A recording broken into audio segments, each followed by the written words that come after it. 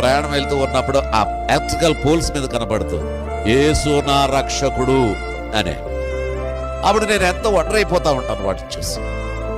అంటే ప్రయాణంలో వెళ్ళేవాడు వారు ఎవరైనా కావచ్చు, ఆ ఎలక్ట్రికల్ పోల్ మీద ఉన్నటువంటి ఆ సైడ్ గా ఉన్నటువంటి ఆ మాటను చూసి మనసులో అనుకుంటాడా లేదా, చదువుతాడా లేదా యేసు నా రక్షకుడు అని. ఇక తర్వాత విషయం వద్దుదాం. అక్కడ నీ కళ్ళ ముందు కనిపించింది, నీ మనసులోనికి వెళ్ళింది, బస్సులో సీట్లో కూర్చున్న నీ ఆలోచన ఏముంది? యేసు నా రక్షకుడా.